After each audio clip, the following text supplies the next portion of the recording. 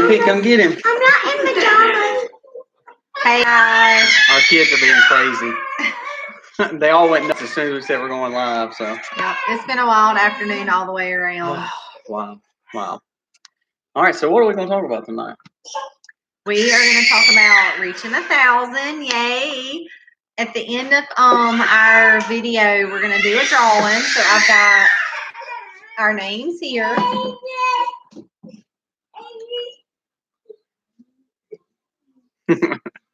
Kids.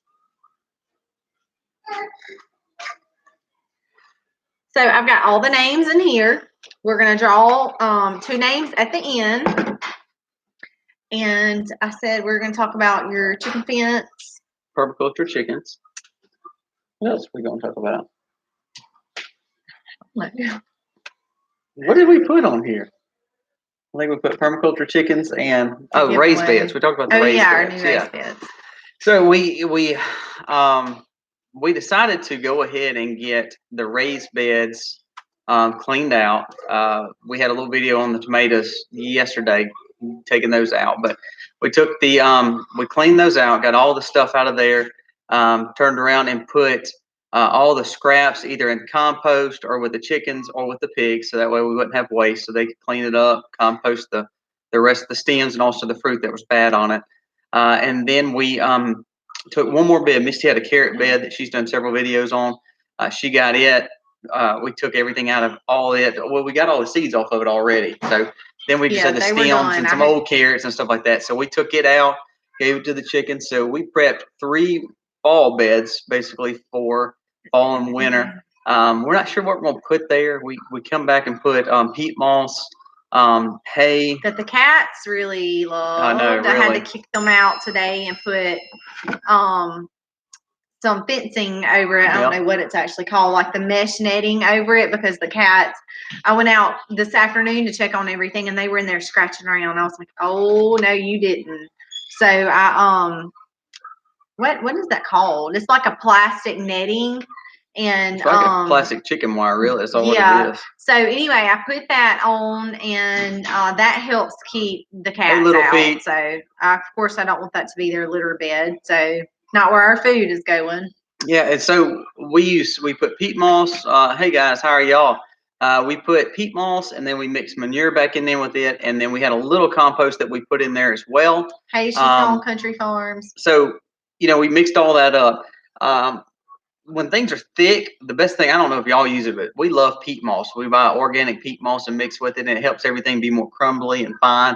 So we put that back in there with the hay, with the compost, and with the topsoil and the manure, and we built up the two hugelkultur beds, and then again the other bed in the back where my carrots were. So all those are really ready. We're going to probably put one more layer of topsoil on just to go ahead and finish it out, and I think that's going to be. What I'm thinking is probably the carrots and brassicas and lettuces. Probably where the hugelkultur was, it's probably going to be our lettuce because it doesn't deep root. And I'm just scared to plant anything that's heavy rooted there just because they are hugelkultur beds, and which hugelkultur beds have a lot of mold underneath them because of the log. So we may stay away from rooted vegetables there and do just more lettuce and things like that there. So Hi Loving, Ivy Farm, she's on Country Farms. How are y'all? So the beds are getting ready. I think we're going to build. We hadn't figured out. We have potatoes to plant, and so in the South, we've heard some other people planting fall potatoes. Hey Pete, hey Gaussmania. So we're trying to figure out if we're going to plant our tubers back for the fall and try them out. Something we've never done, but I don't know where we're going to plant them. We really don't have a place to plant them. Oh, we actually had a crawfish bowl. This is what I thought was unique. I was thinking about those today. A crawfish bowl back in May. Yeah, it was May. And it was with some work friends, and the garlic bulbs, we'd had them in the refrigerator for months. So I noticed them the other day. They hit. Congrats, Gaussmania. Yeah, I was reading that. They started sprouting bulbs.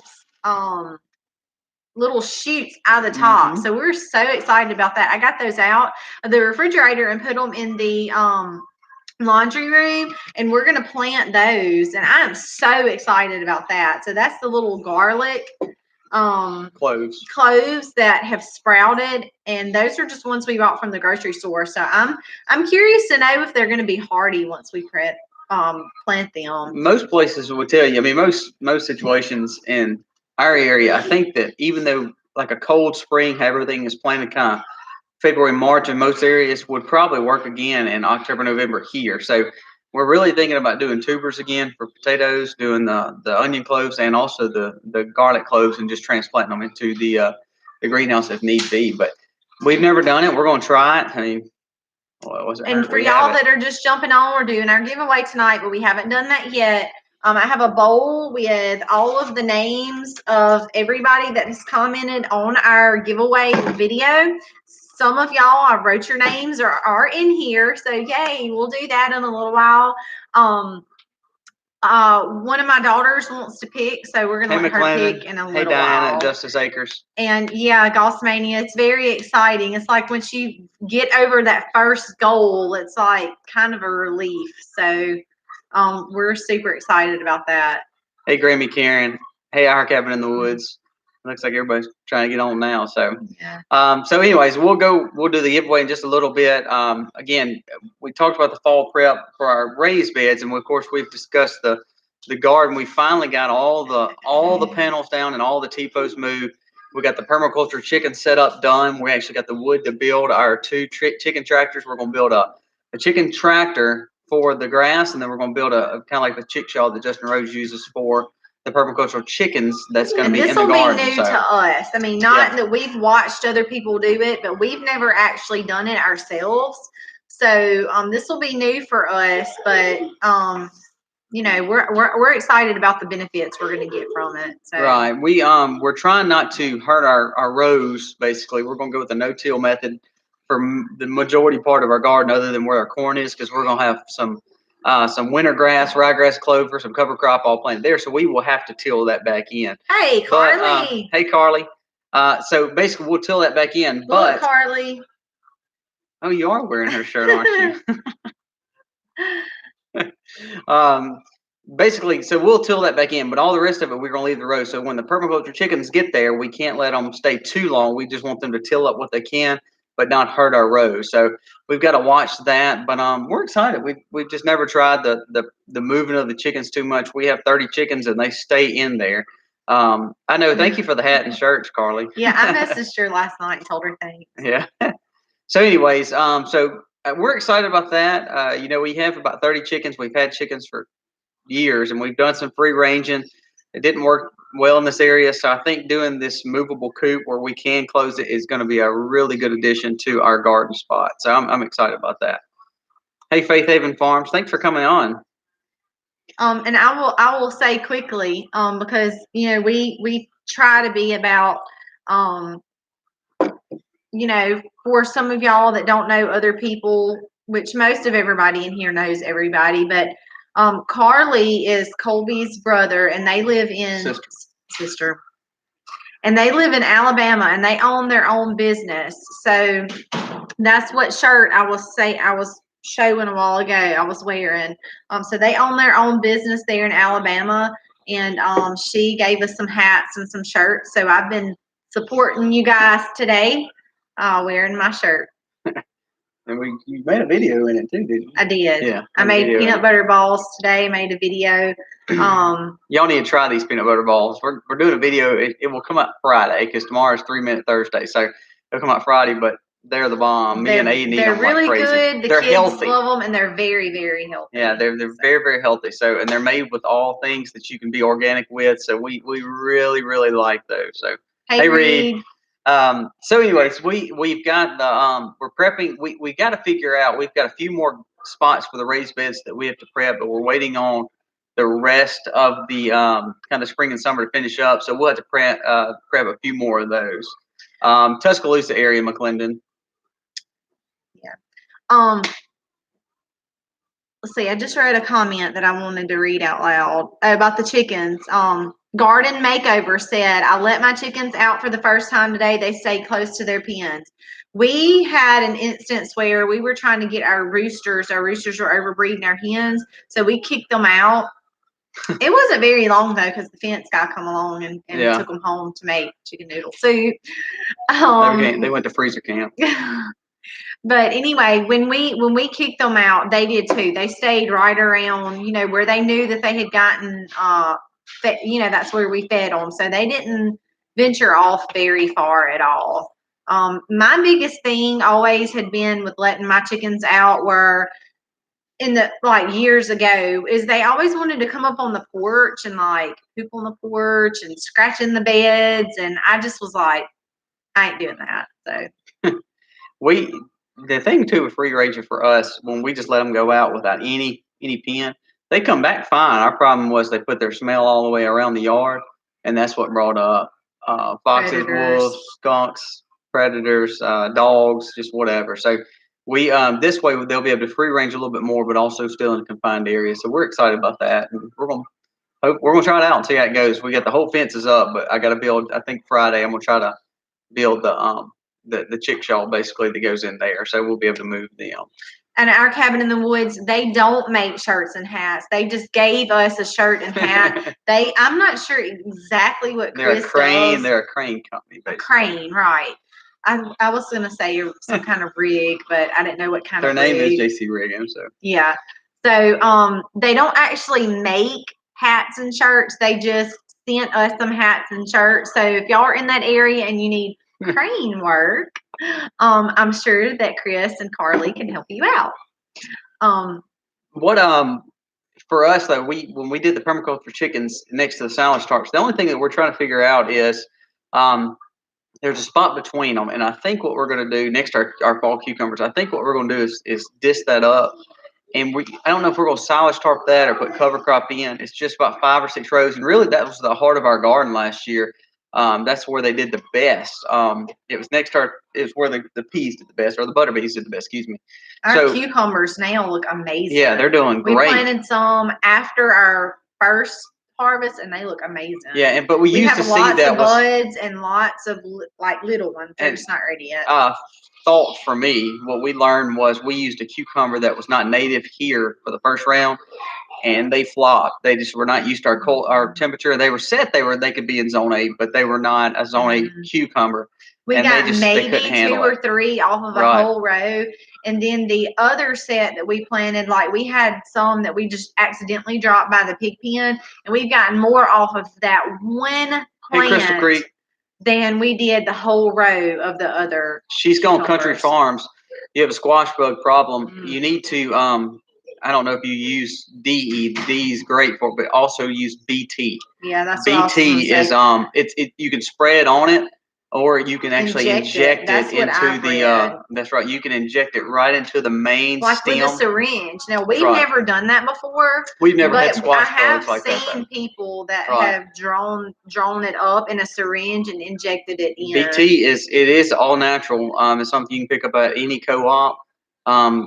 They'll tell you. I mean, there's directions on it, so you don't want to over concentrate it because it can kill your plant. But you need to try that. That would help with squash bugs. Because what squash bugs are doing, they're laying their spores inside the roots. So that's how it's killing it from inside out. So to save your fruit and to save your plant, when people say, "Oh, I got pretty fruit," but then the whole plant looks like mess. What it is it's probably got squash bug spores in it. So we had a ton of bugs too, our cabin in the woods, but ours weren't underground. Ours were all out. I would be willing to say that this year was probably the worst. 10 times worse than any year. But we planted a garden since we were married. Years, yeah. And this is the first time, we walked out and there was, bugs would just fly everywhere. Neem oil is good too, McClendon. That's exactly right. Unless it's not concentrated. Yeah, we use neem oil, but if y'all watched our last video, Misty, we buy 2 things neem oil. We either buy the extract, the organic extract, where you mix your own, so concentrated, or you can just use neem oil spray. Misty bought the extract concentrate, and she thought it was the neem oil spray, and she smoked our strawberries. They were looking good, and now they are no more. So be careful with neem oil. I'm hoping that the root system is still okay underneath, though. But a lot of times, neem oil cannot get to the spores for squash bugs inside the plant. So sometimes that's why you got to use something a little bit more proactive, which is the BT injection. Let's see. JC Industrial now, not JC Riggs. So they got a whole. He can do anything. So that's probably what it is. Piece of Heaven Farmstead. Thanks for stopping by. Glad to see you. We're going to be doing our drawing soon. We're super excited about that. Yeah, and you know what's so crazy is I think we had a worse bug or insect problem. I think everybody did, of course, but even down to our horseflies and flies on the cows were worse this year. But I also since we did non-GMO heirloom seed and pure organic, I think that really reflected a heavy bug issue too. So we're definitely still going to be provocative. Hey, Stivers. I saw that it is 59 in y'all's area, Stivers. How awesome is that? It's like 85 here. So 89. Yeah, I was outside. I actually had to go take a shower before we came here because I was just miserably sweating outside. We had to move.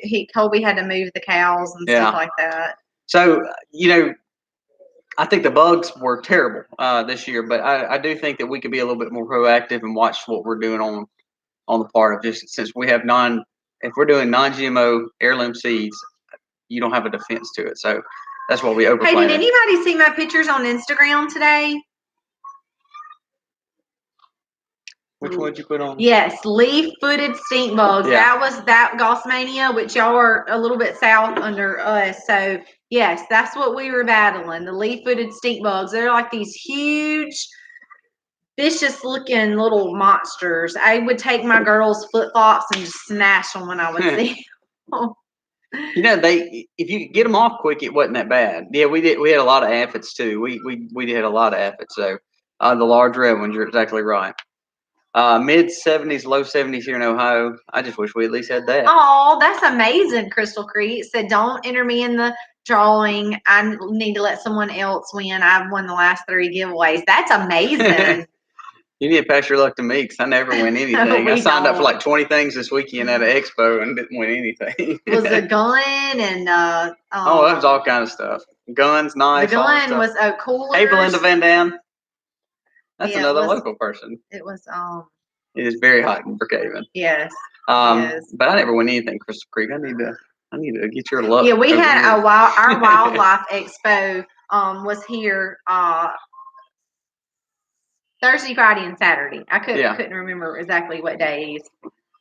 Yeah, Stiver said leaf-footed stink bugs bad too, and they are vicious-looking jokers. I mean, they're kind of scary. We had a lot of aphids on our blueberries after they made. We pretty much got our blueberry harvest, but right after our blueberry harvest, we started seeing a lot more aphids on our blueberries. But didn't really cause any damage to the blueberries, but just I don't know why they were attracted to it afterwards. So.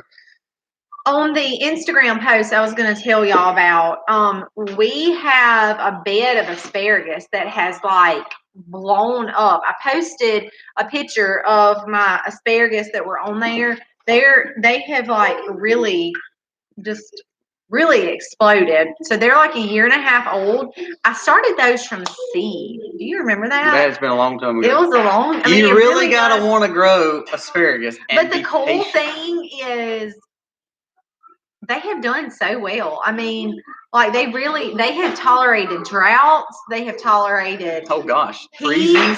They have tolerated so much, and they have done so good.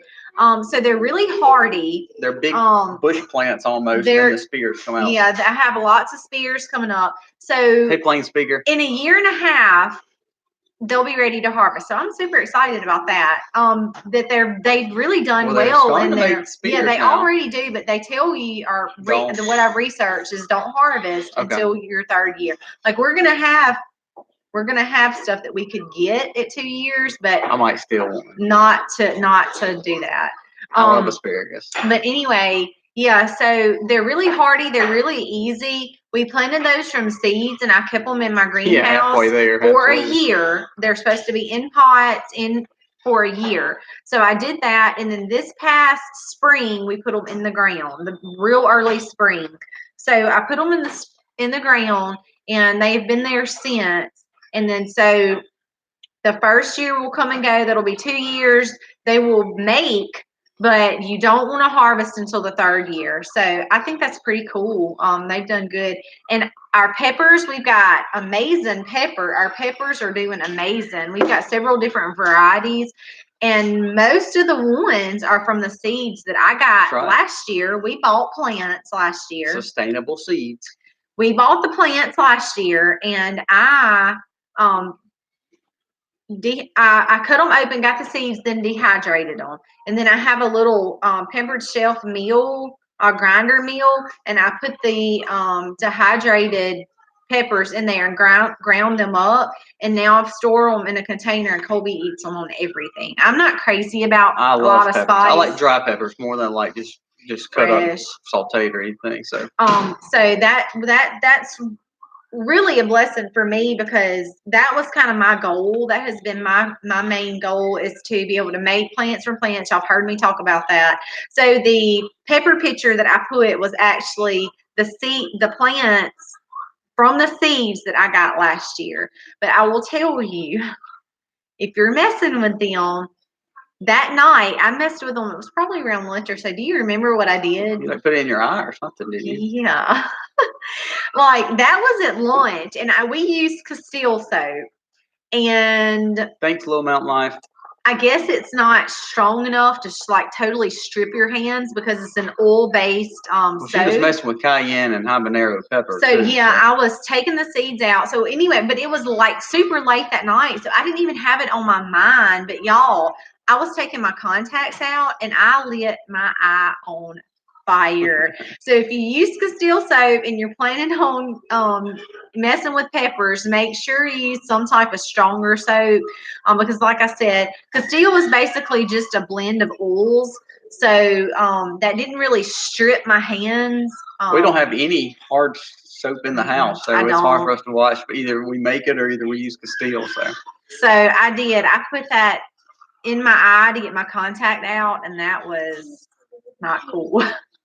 So don't do that. Our cabin in the woods, that's pretty cool that you did that much salsa. We love peppers. Of course, we love tomatoes. We grow a ton of them. And Missy's going to make probably not salsa, probably just really, we freeze all our tomatoes and then she'll stew them. And then bags of tomatoes in the freezer that I have to get out.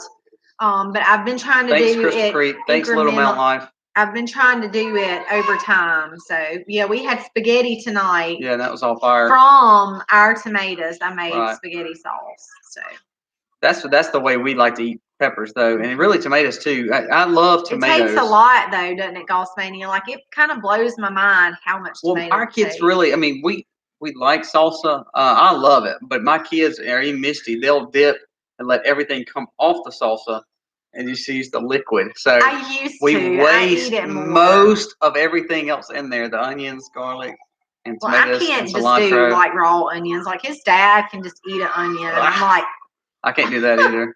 That's so gross. Like, I just don't like it. But I absolutely love the dried peppers. That's the best way to eat it for me. We put it on everything. Aiden does too, so we're used to it. So pick 200 a day right now. Oh my gosh, that's crazy. We still have a lot of green ones, but what we did this year was a little bit different. We did a lot of tomatoes, and they have all played out. And once they got to a certain height, we planted another set of seeds. And then, so they've grown. We have progressionary tomatoes. So then as those grow to a certain height, or grew, listen to me, I sound like a kid. I hang out with kids way too much. She can't talk. They grew to a certain height. They grew. And then growed up. They grew to a certain height, and then we planted those, and then we just kept that process going. So we have some that have played out, some that we're picking red tomatoes off of, some that are green, and then some that are still small. So we had 1, 2, 3, 4, 5, 6, 7. I'll be right back. Okay, our kid's going crazy. We had 7 progressionary tomato beds. So we had a kind of a late winter, early spring, a spring, summer, a fall, and then a fall winter that we're starting now. So it's progressionary tomatoes. So we have tomatoes all year round. Those progressionary tomatoes, the last ones that we're starting with seed now, will go in our greenhouse for winter when it starts cooling off. So it never stops having tomatoes. Stivers, I saw that you talked about salsa. You said something. I watched one of your videos where y'all like hot peppers. We do too, or I do, and Aiden does too. We do habaneros, jalapenos, and cayenne are our favorite. And then we have a red chili pepper that I'm not even sure their true name for, but it is a fine pepper. So we eat a lot of those as well. So, but Aiden, we've gotten to where we dry it and we put it on anything that's meat. We pretty much Aiden likes spicy stuff too. Yeah. So but the rest of us are not crazy on. You can say hey to Carly and Reed. They're on here. Hey, Carly and Reed. Yeah, I mean, I'll be honest with you. We the thing that we like, I love garden beds. I mean, I do. I like gardening in the ground. I think it's a great way to garden. However, it takes a lot more hands-on because you're gonna have a lot more weeds and it's just natural ground. Raised beds are easier to maintain, and I do love those. We have about how many raised beds do we have? 1, 2, 3, 4, 5, 6, 7, 8, 9, 10. We have about 11 raised beds. To me, that you can keep up better, and they're not as hands-on. I mean, they're gonna have weeds and stuff like that, but we actually enjoy growing our winter gardens in raised beds. Yeah, we do. Because it's right outside the house. We you know, when it's cold and we want some lettuce, we can go pick it, or carrots or whatever it may be. Like Aiden last year, I remember there were several times we needed lettuce. He could run out there and grab it, come back in, and we'd have fresh lettuce for the night. But our main two gardens, our big garden and then our pumpkin patch, all that's kind of away from the house. So that's kind of hard to do. But yeah, I like Doug and Stacy's design. Actually, a lot of our raised beds are kind of like theirs. Ours are not L'd. Ours are rectangled where you're not having to step into them. There's only two that you actually have to step into. All the rest of them are where you can pick from any side. Garden Makeover said we just finished canning and freezing apples. Got to them before the deer this year. Made apple syrup with them last year. We got a lot of acorn trees, and then I'm planting some veg, and then also some veg, and then some clovers and ryegrass in the corn plot. So I'm hoping that Dawsmania, your raised beds were really so. Nice too. I remember watching when y'all were building those. Yeah, I'll be honest with you. Our raised beds, especially our hugelkultur beds, and I don't know if you know what hugelkultur is, but if you haven't, you need to look into it. Hugelkultur beds, I think we had just like one time that we actually weeded grass out of the hugelkultur bed. So that's what we've really, really enjoyed.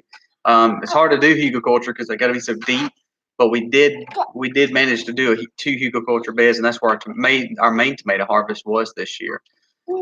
Yes, Little Mountain Life, we are coming to HOA in October. We're so actually excited. taking Old Bessie, which is our RV, if y'all don't know. Old Bessie will be going to get her oil change from Michigan trip this week. So she is getting prepared to make the journey to HOA. We're going to be at the Stivers. Are y'all going Little Mountain Life? I just got my ticket stuff. Yeah, we're going. Actually, we have a place in Carly. We're going to hopefully see y'all, but we have a place in East Tennessee that we go to, and so basically we're going to be up there during the Stivers event, which Frankfurt is about, what did we say, 3 hours? It's about 3 hours away. from us, so we're actually going to leave early that morning, shoot over there, is that see right? them for the day. Yeah. Can y'all verify that? It being down, we're going to be in Pigeon Forge. Wow, hey Thrifty VG from Rhode Island. How does it feel up there? It's 85 I bet it's here. Amazing. Oh wow, Little Mountain Life, y'all are real close, 20 minutes. Oh my gosh, yeah, we may just come and stay at y'all's house. We're staying at actually, gosh, we've got to call the campground. We're supposed to be staying at that little Front Royal campground. Is that a good place? How far do they say? 20 minutes. We're not staying at the fairground, but we're staying at the campground. Yeah, do y'all know a place near that you could recommend? We supposed to be looking into that, so. I'm actually not a procrastinator whatsoever, but that's one thing somehow I just keep forgetting to do. And you can't do it at night. You can't do it online. So you have to call. And like, who calls anytime when you reserve now? I just usually just use my phone, so that's not good. Elburn Creek Campground. Okay. Good. So we'll try that out and see. But yeah, so we're gonna go to the Stivers thing. We're gonna go to HOA. That's our 2 things for the rest of the year that we're gonna try to make. Let me go back. Awesome, we have a milker for both those times, so we're definitely leaving here. So as long as our milker shows up. Yeah, as long as he shows up, we're going. Oh goodness, 76 in Rhode Island. That's still a lot better than 86. Yeah, old time pottery. We go to that store. My wife drags my kids to that store. My kids are usually rolling their eyes, throwing themselves on the ground, and just about everything else when they go to old time pottery. Yep. When old time pottery or Hobby Lobby is in a town, somehow my wife has got to find a way to get in there. And I'll just be just a second. I gotta look at one thing. Never comes out. It's usually a little bit longer span there. I know 59 in Kentucky. How awesome is that? Wow. Kentucky's I know. cooler. Front Royal. That's it. Wow. There's yeah. I cannot remember the name of the campground that we were looking at. So I've got to figure that out. It's the one that's supposed to be closest to the yeah, fairgrounds. I think Two Family said something about staying there too. It's our RV is 35 feet. 34 actually. So it's a little bit bigger than the normal, but I don't know if y'all ever watched our Hootenanny video. They that 34 RV at the Hootenanny couldn't hardly fit anywhere, so we Especially finally not fit on it. a hill. Yeah, that is on an incline, so that was an adventure. But anyways, we got it parked and worked out. So I'm hoping that we have a flat spot in Virginia to park. So garden makeover. So Hey Bro Farms from South Louisiana. I know it's hot and humid down there too, so we feel you. Yeah, we've been, y'all are south of us. We've been y'all, watching Stivers. Thank y'all for coming on. Yes, thank y'all. We've been watching, keeping our eye on the Gulf. So yeah, storm brewing down there. They're saying that it could intensify. So we've been watching that. After you live through Hurricane Katrina, it only takes you one time to know you've got to be prepared. Little Mountain Life. I've been watching y'all have the prettiest view. I think on top of the mountain, like you said, I think that's the prettiest spot. Y'all been taking shots. I guess that's from y'all's front door, but it's absolutely gorgeous. So, yeah, it looks like most of the people here are from Kentucky. So that's pretty cool. Hey, we're just missing Freedom Homestead. I know, they're from really. Kentucky too. We like Kentucky. Tennessee is where we love. Though we're of course from Mississippi, but Tennessee is special to us. East Tennessee. It is. But are you wanting to do the giveaway or start that process? Let's see. What does she say? Your house looks beautiful though. So Hobby Lobby and Old Time Pottery Chips must have paid off. Thank you. Although most of our stuff did, that's nice. And then we built mostly all these wood structures. You see this cabin? I mean, this table that they can't see this. Well, they can't see yet. Whatever this computer's sitting on, we built a lot of this, so it worked out good. Hey, Paula Joe. Little Pete's Homestead is from Kentucky too. My gosh, we got a lot of Kentucky people. Is there anybody from Mississippi on this thing? Oh, Miss Belinda is. Yeah, she is. Yeah. Alabama peeps. Yep. You gotta. Yeah. I mean, when you're in the South and you're on the Gulf, you've gotta watch because, I mean, like I said, once you live through Katrina once, you don't not watch. No, we were without power in the city was about 3 or 4 days, and the county was anywhere from a week to a week and a half. Yeah. So it got crazy, but we're only about 2 hours above New Orleans. And you don't realize really when you think 3 or 4 days is not that big of a deal, but when you're without power and you're not prepared for 3 or 4 days, I mean that's a lot. All right, it's your turn. We're prepared now. So we have hand pumps for our water well. We have generators. We have just about anything and everything. Plus we have a big RV. If we had to move it somewhere, we could move somewhere and go for the time being. So I see Dorian. It looks like it's coming to the Florida Panhandle, and that's exactly what Katrina did. It went to the Panhandle and then turned around and went back into the Gulf. So we're going to have to keep an eye on that for sure. Yeah. Garden Makeover said, "I'm in East Tennessee now. We still have our home in Kentucky. Our oldest son is living down there now." I mean, that is just such a beautiful area. East Tennessee is just absolutely beautiful. We have a second home up there, and I could really make it my first home. I love it. So it's if awesome. It wasn't for family business, and that's what kind of where our heart is at is in the family business, and we could easily if it were not for that, then we would definitely Tennessee would be our home for sure. Fresh coffee. Oh, let's see. Yep, mountain life. We totally agree. Yeah, because right now we have like pine tree life. So that's about where we live right now. McClendon Homestead, when Hurricane Michael hit, we were out power for almost 2 weeks. Oh Now, Michael, was that? I don't remember Michael. Was that Texas? I think that's Alabama. I don't remember that. Loving Ivy Farm. 2 weeks, that's a long time. My oldest sister, who was on this chat earlier, but Carla lived in Pensacola during all that too, so they got the brunt of it there too. Y'all moved to the Oxford area. Oxford's a nice area. North Mississippi, that is a nicer area for sure. We like Oxford area.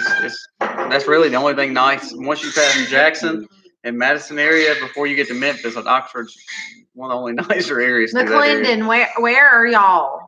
Hurricane Michael, we can't remember that. It's bothering me now. 50 miles west of Chicago, 66. Oh my gosh, that'd be so nice. How close were we to Chicago? We were about 2.5 hours from Chicago when we were in Michigan. Yeah. We that's the closest obviously we've ever been in that area. There's Carly. Alabama. It was Alabama, you're right. I thought it was Alabama. Alabama. Y'all must be in South Alabama, McClendon Homestead. Mm. Yeah, it's getting that time, man. It's everybody in the South always looks for times for hurricanes because this is when the big ones start hitting in August and the September. End of August. Yep. Let's see. Hey, Brazars, how are y'all? Our baby is ready to go to sleep. We're gonna have to cut it off in a little while. He's getting sleepy. All right, so you want to do the drawing? Harley wanted to draw. All right, so we're going to do the giveaway for when we got this the 1,000 subscribers. We started in was it March? We started in March. We started YouTube and recording our adventures. We've homesteaded for years, and then we've actually I've watched homesteaders for years too on YouTube, but we started doing videos with the aldermans kind of talked us into it, and we've been doing it ever since. But that started in early March, so from March to now we're about 1,025. So it's about 5 months, 5.5 months. So it's been fun sharing our journey. I mean, you know, we have to do a lot of editing because most of the time we're terrible on camera. So thank goodness for editing. I know. Yeah. Anyway, well, a lot of y'all know, y'all heard me, if y'all entered on the video, and you don't have to be present. What I did is I made a video kind of talking about when we hit 1,000 that we were going to give away a seed pack variety from our farm. So this is not from anywhere that we've bought. All of the seeds that whoever our winner gets, it has been collected from our farm, and we've done basil, we've done parsley, we've done carrots, we've done tomato seeds, varieties of tomato seeds, we've done everything. I mean, every bit of it. Carrots, peppers, which I'm out of peppers because I planted all those. Yeah. But we were just talking about that. A lot of herbs. Basil, dill, lots of dill. Yeah. So all of the seeds that you will get, we're going to do a variety package. Depending on what else goes to seed between now and next week, I'm going to just send you guys a variety that has come from our farm. So we'll be sharing our farm with you guys. And also some hats. New hats and shirts are being made right now with our They have the logo Max on it. And they're nice hats. So we're going to pick 2 winners, and we're going to do the hat, and then we're going to do the seed package. So Harley's going to pick our first, and here's our bucket and on our video. So for everybody that commented on our video labeled giveaway. For everybody that commented, I went in today and wrote everybody's names on each card. And Harley, these are mixed up. So stick your hand over here and pick one. And Food Forest Permaculture. I like them. I watch them a lot. We're going to send y'all a hat. Food Forest Permaculture. Permaculture. I'll get it out one day. Road. All right. Road. And then we're going to let Sayla ask to do the next one, Ellie. All right. Put your hand in there. I think Food Forest is in Canada. I think they work from Canada. Yeah. And this is actually a family member of ours, Heather Williamson. We're going to send you guys some seeds. So this is actually a local to us. And let's do one more seed too, because we have enough seeds. Okay, let's we do another seed. We have some. I just want to. So we're gonna get 3. We're gonna get 3 winners, y'all. All right, pick one. That way the girls can pick one. All right, who is this? Vicky K. So I will go and tag Vicky K. I will go and tag each person that has commented on there. I will go on that same. Hey, BW. I will go on that same comment and tag you so I can get your information, and we will be getting those out in the next week. Our Cabin in the Woods. See you later. So thanks to everybody who commented on that. It's exciting to be able to, meet that goal and then send out happies. It's fun. We've been excited to do this. Yeah, and our goal is to keep on making more seeds. So we hope to give. Our giveaways are pretty going to be pretty much things off our farm. So, like I said, this is going to be 2 seed packets going out, and then we'll send out some more as we get closer to more seeds that we produce. So it's going good there. So, Plain Speaker, we have been through Mentone, Alabama. So nice little area for sure. I think we stopped there and ate somewhere. Can't remember if we were going to the mountains, East Tennessee. So, but I near Aurora. Huh? I was trying to read what that is. So. Yeah, so our hats look cool. You always see me wear a black and gray one on the videos. The ones we got now, we took off Happy Homestead and we've got the Max and the little insignia logo. Oh yeah, you don't have that shirt on. Colby says that no man's gonna wear a hat. I don't want a hat that says, yeah, so we took off the Happy Homestead so no man would feel, because this, it's like a trucker flat bill hat. So I didn't want to be like, some man get it and they're like, I don't want something where it says happy. So we put that off, took and just put simply the Max, and then it looks nice with the insignia. And some of them are brown, some of them are gray. So we'll have those ready this week. Love and Ivy Farm said, hey, wonder if I hit 1,000, maybe I could give away a goat. Just don't put our name in the drawing. We don't want a goat. Maybe a calf, but not a goat. We're not goat folks. Colby says they'll get out and eat everything. They're devil eyes, and well, I'm not gonna go there. He says they'll eat everything. We're not goat folks. We have a buddy who raises goats, and we went and saw them. And Chris's name was actually in the drawing. Yeah, I actually talked to him a while ago, but they're just I think they're so cute though. The babies are so cute. But the babies grow up. Hey, by the way, Brizard, I know y'all do a lot of elderberry harvest like we do, and y'all have a huge elderberry tree. But we have in our area in Lower Mississippi, we have elderberry, of course, but then we have the pokeweed that starts blooming this time of year. And if you don't know the difference, I had a guy message me today asking, can he eat these? He thought they were possum grapes or elderberry, and I was like, no, that will kill you. So I told him don't eat those. But I don't know if y'all have got the app. Picture This.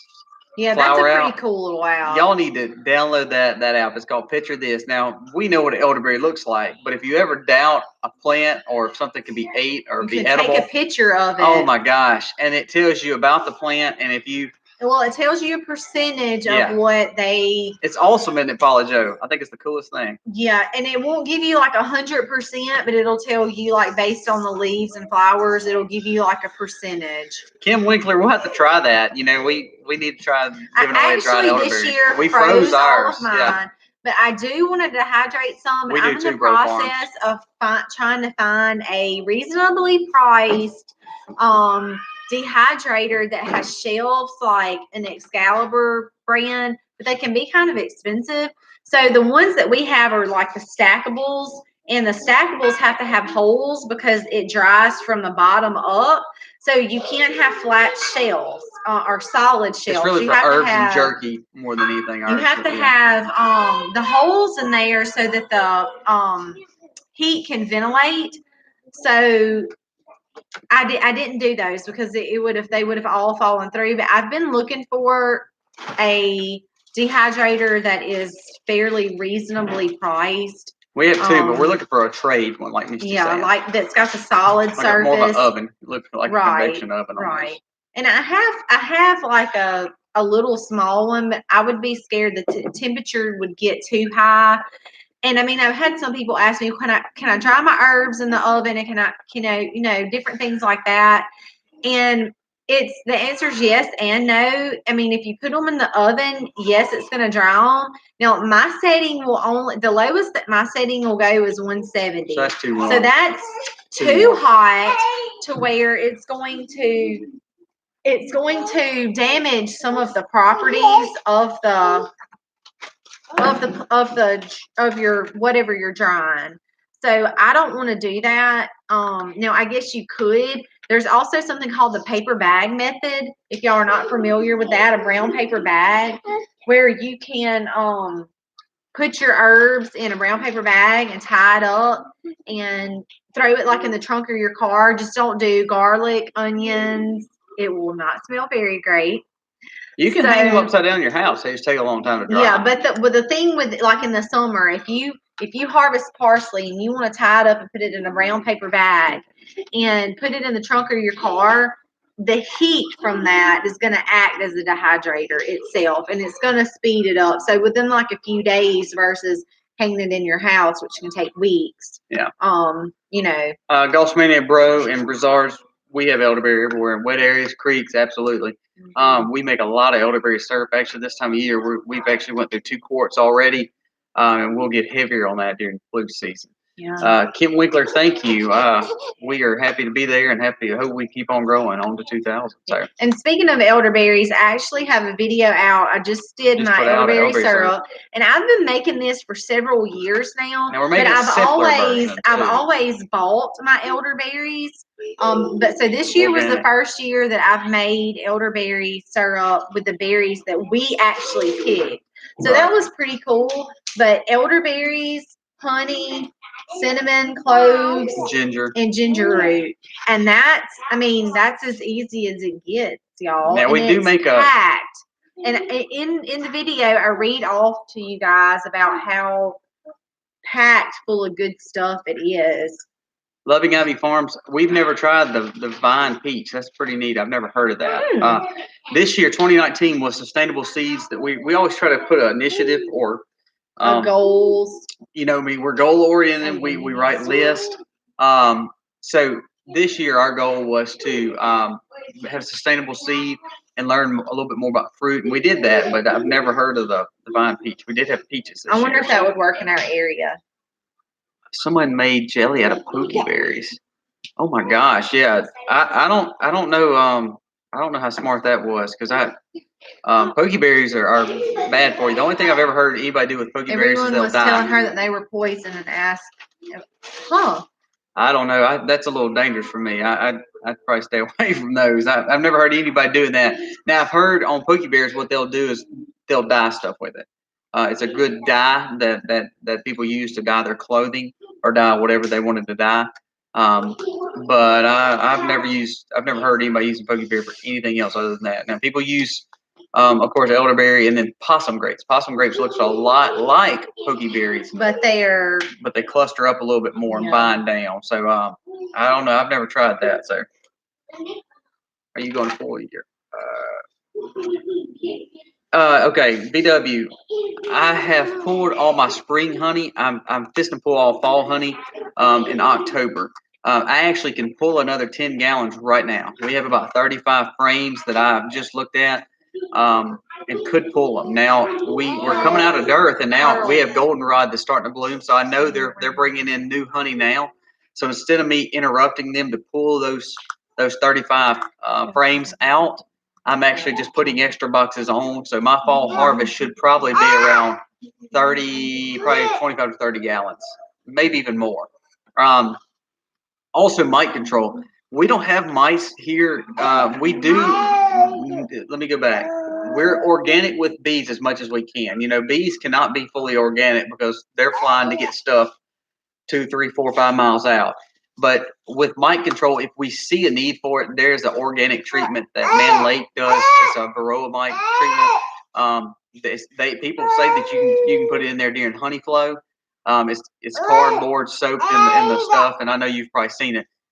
I personally, I don't like using it unless I have to, but we don't have a mite problem. We do see a lot of we have a lot of Beetles. yeah, hive beetles, but to be honest and with you, anything we use oil pan beehives. So we have oil pans on the bottom of our beehives, which a lot of people don't do, but around here we do it. You like goldenrod honey? Yes and no. I tend to like more of a stronger, darker, less sweet honey. So goldenrod tends to be a little bit more that way in fall honey. I don't want to now if we're eating honey, Misty and the kids like spring honey. They just go over there and eat it. I like it all, right? But I do prefer spring over fall. Right, but fall honey for me, if we're gonna put it on like biscuits or something, I don't want to just go get a tablespoon of goldenrod honey. But in South Mississippi, we have tons of goldenrod, so they tend to feed off goldenrod, and it ends up being a more of a darker auburn color honey, and we'll put it on biscuits and things like that, and we'll cook a lot with it.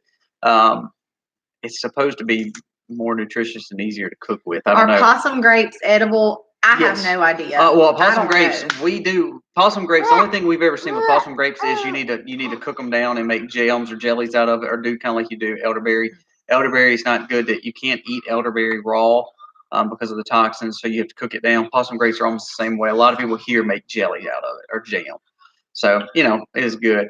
One more thing with the honey. Since we talked about bees, but one thing we learned this week, I was really blown away. We had about 15 gallons of honey, and or really 18 gallons of honey. Well, we started looking at our honey, and we were already crystallizing. Our honey was crystallizing. VW. What do a you lot say? of goldenrods now. Yeah, we do. It doesn't bother me. I mean, that's what our fall honey mostly is goldenrod honey. But anyways, so our honey started crystallizing. Well, I started second guessing myself. I was thinking, I didn't pull it too early. And the thing with honey, if you pull too early, you could have some issues. But I mean, everything was capped off. No, no pre-pull on honey. So we started looking into it, and the reason honey crystallizes is actually it's a better quality honey. It has more glucose in it with its sugars versus fructose. Right. So we actually were really pleased with that. Our honey quality, the sugar content is really high in our honey here, but it's a more glucose based than fructose based. So we learned a lot. So we have a honey. We read a blog. I think I was probably more in a panic than him because I'm like, yes, it's going to crystallize, but it shouldn't be doing. Why is it doing it this soon? What is it? He is going to kill me. Take the baby. He shouldn't be doing it this soon. And so anyway, so that caused us to start researching because we've had some that has it crystallizes over time, but this is just months out of the hive. So that caused us to do a lot of research. We read one blog of a person that when they're making Manuka honey, they're looking for a higher glucose quality to where they're cutting it off the hive. They want to cut it off the hive, and they want it crystallizing by the time it's strained out. They said their honey, of course, is about 90 to 95 degrees in their hive, and when they cut it off and they're making Manuka honey, which is really high end quality honey, they want a high glucose tolerant honey. So what they'll do is to make sure it's crystallized like they want it. They said it can easily crystallize within hours. So I thought that was crazy. That's something I learned this week. We actually shared 2 posts on Facebook and Instagram. I think on our That's what we do. That's what we do too. Elderberry syrup. When I make it's easier to cook with. Pancakes. Waffles. Anything that because I don't use sugar in like the things that I bake, cook stuff like that. So I use honey instead. That's right. So and it has done amazing. Yeah, and I'll tell you this. But I was like, I guess because I was thinking in my mind, it shouldn't be doing it this soon. But that has nothing to do with it. But it doesn't. Based on the research that we've done, it has all to do with the what they're eating, the quality of what they're making. Broussards, we're not heating the honey up. Usually we're boiling our elderberry mixture, and then after it's strained off, that's when we mix our honey in with it. But I do not. After it simmers its time, I move it off the stove and let it cool but not room temperature. It's still warm so that the honey will dissolve, if that makes sense. That's right. It's warm, but it's not But we do not hot. heat it with the honey right, at all. Because I don't want to harm the properties of the honey. That's right. That's right. Thank you, Patricia Paulino. But so we've learned a lot this last week, even though we've been doing bees for quite a while. We've always thought of crystallizing as, and most people do around here. That's over time. It means it's old honey, or it means it's not quality honey. Actually, it's actually opposite of that. It's actually a more qualified honey with glucose. If you're looking for a glucose tolerant honey versus fructose tolerant honey, so. All right, so that was pretty interesting. I mean, we that learned was something this week with that. So. Yeah, that was something that we did not know, and I was bees blow my mind every time I learn something there. We didn't have hive beetle problems. We have hive beetles here more than we have mites. We don't have problems, but they're more common in our area versus mites. We don't really have wax moth issues unless your hive is unhealthy. We're watching over a guy's hive that's not here, and really we don't check him a lot because he's more of he just don't want them checked a lot. He had some wax moth issues, but our hives are so healthy right now that I've never had wax moth issues, never had mite issues. I've only treated, when I first bought, I bought two sets of hives. The rest we pretty much split off of. But the two main hives we started treating like everybody else told us to, and we got away from that. Now we don't treat unless it's just a necessity. Our hives stay strong. They're more of a survivor bee anyway. So we really hadn't had any problems with the hive beetles. Now what we do is we do have full sun. Mm-hmm. We put all, you've always heard, I don't know if you've heard BW, but we've always heard face your hives to the south and cover the back side of the hive with some kind of covering or trees. So we had ours on a tree line, and we started having not issues, but it seems like we had to watch them a lot more. We put them in direct full sun. I've never had an issue whatsoever. So ours are in pure full sun as well. But we also do hive bottoms. Oil bottom trays in about 80% of our hives. 20% have a hard bottom just because. That's the way we had to set up. Yeah, because I started splitting too much. Like crazy, and we didn't have enough supply, so we just had to do what we had to do. But I do all bottom trays basically and bottom plats. So I don't know if y'all know what oil bottom is. If some of the other people don't watch, we're not bee people, but we do oil bottom trays. So that way it catches all the beehive. The beetles, as they call. Thank you so much for coming, Garden Makeover. But let's see. Yeah, Brizards, the same way. I mean, we had a few hive beetles. I think they're native in this area just because it's so humid and it's the south. We see a lot of that, but not, it's not been that bad. So they're really easy to kill, though. VW. I mean, you said you've seen them, but most of the time when I do see them, I usually just smush them with my finger. But I'll be honest with you, we don't. Seeing a few hive beetles is not necessarily bad for your hive. I mean, they kind of coexist. It's almost like a lot of other things in nature. They coexist with something else. You just don't want them to overtake your hive. Right. So if we see one or two, not worried.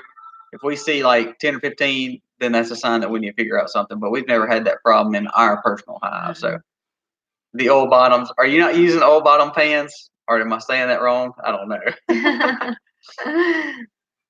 Hey, North Star, we always miss your live, so thank you for coming on. So there was something else I wanted to read up there. The best donuts in the state. My son and my kids would probably love that. I need to stay away from donuts. That's my problem. I have too many muffin tops right here, so. So I probably need to stay around that. So hey, how are you? Let's see. We're coming up. I can't remember what we have marked on the calendar. I think it's Thursday. Yeah, I think it's the Thursday prior to we're coming up. But I'm not 100% sure. I do have it marked on the calendar, but I can't. We'll touch base with you when we're coming that way. Yeah, that would be awesome. Like I said, I don't need any donuts. I'm not gonna drink the coffee and look at the donuts. Love them. If I look at the donuts, if I look at it, I gain weight. So I don't need to even look at the donuts. But my kids and my wife can smash the donuts. So. About 6 or 7. Yeah, I think we're coming up either Wednesday or Thursday. I can't remember what it is. Saying he's seen the oil bottoms. Oh yeah, I like the oil bottoms. I'm not saying they're end all be all because I have I have some hard bottoms too. I was talking to Island Homestead the other day on abundant permaculture, and he said that he has all screen bottoms and leaves them open all year with no issues whatsoever. So I don't think there's a right or wrong way to do anything that you do on the homestead or farm. It's just what's best for your area. But we do the oil bottom. So hive beetle traps with mineral oil, and that's we use vegetable oil. Well, we don't do hive beetle traps. We do just simply that's a bottom what I was pan. saying. That mineral oil is what they were talking about. I saw I think it's Cog Hill that used in Honeystead uses those hive beetle traps. We just tend to have the oil bottoms where if they fall in, they can't get out. Yeah, then they're stuck. So that's kind of like a trap. Yeah, we need to try that. I'm ready to go to Virginia because we've never been that way. So I mean, well, Misty has, but I have never been that way. So just driving through, I've never stopped. Makes us go that way. Well, they have some amazing barbecue in the same place. I agree, VW Family Farm. I do think the screen bottoms are better than the solid bottoms. We have three solid bottoms right now, and it's just because I ran out of oil bottoms or screen bottoms. So now I have 3 that's sitting on those simply because we ran out. I mean, it was either split them or lose them. Split them with the supplies that we had, or lose them because they were going to leave. I mean, they were to the point they were busting out. So we had to do what we had to do. Yes, Bro Farms. That's actually what me and Little Mountain Life was talking about. They're going to take us to a donut place up there. But yes, we're going to HOA in Virginia. Super excited about that because we've never gone. I mean, this is their third year, third year. So, we've got to meet so many amazing people. And well, the Pratts are going to be speaking. We've come to good friends with Mike and Jenny, so we're going to meet them there and see them, and I think we'll have a good time. So. And we've got to meet so many amazing people. So, then to get into this and be able to come is really cool. So we're super excited. Yeah.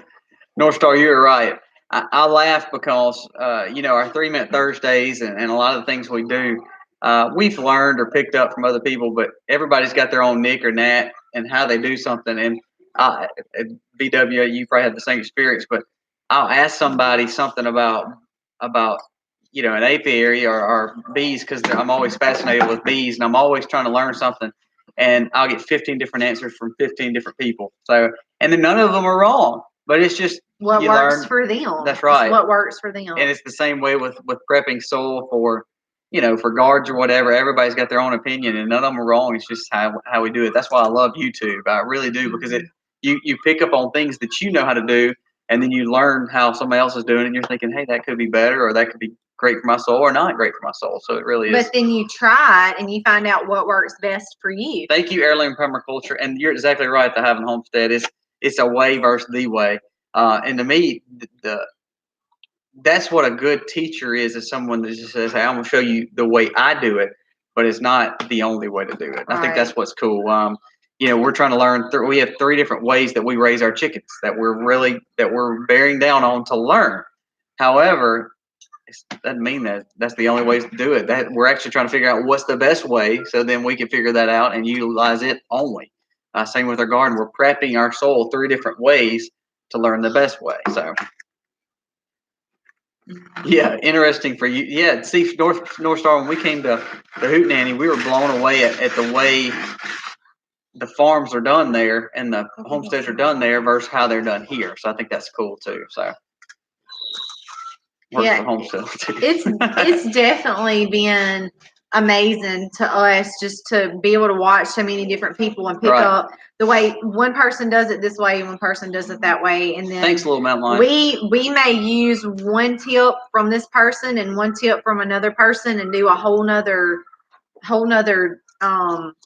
approach, and it still works. Bro Farms, you won't be disappointed going to the Hootenanny next year. We had a blast there. Don't get me wrong. It's like a long trip. You're like us. I mean, you'd be traveling a long way, but we really, really enjoyed it. We did. We really did. So, Yeah, we're always experimenting too. We are too. This is our first year with hugelkultur beds, and that's been a good experience for us. I'm not saying that's always the right experience because in our area we have a lot of humidity. So you have to be careful. We had to really go in and stand our plants up. Right. Well, the thing too is trim them up because we have such a humid. Since we have such a humid area, we have to really watch fungus. We really have to watch mushrooms. We really have to watch that kind of stuff. So hugelkultur, because you're almost trying to compost underneath and trying to heat the soil up with all the wood underneath and the wood chips. That's why deep bedding systems sometimes don't work here. You have to be really careful because sometimes they can either get too hot in compost and cause an issue, or you can start having mold. So we have to really watch those few little things. But we like the hugelkultur beds. I don't think I'm going to do root vegetables in hugelkultur, but I like the tomatoes have done really well. So let's see. I understand VW milking comes early too, so we're supposed to get off too. So I hope everybody has enjoyed our content. As we have just talked about, we just like showing you what we do and how we do it, and we like learning from y'all too. So thank y'all so much for being here. Again, the winners are Vicky K, Food Forest Permaculture, which I love watching gardening from them, and also Heather Williams. So Heather Williamson. So we're going to be sending out some hats and some seeds. And we'll do another giveaway because we're going to be at 2,000 next week. No, I'm joking. We are not that cool. No, we are not that cool. We are some losers. So no, but we're going to send these out. Thank y'all so very much for coming on tonight with us. And again, it means a lot to us when y'all do show up and talk and have questions for us, and we learn from y'all too. So Little Mountain Life, I'm looking forward to those donuts, by the way. So y'all have a good night. Happy homesteading.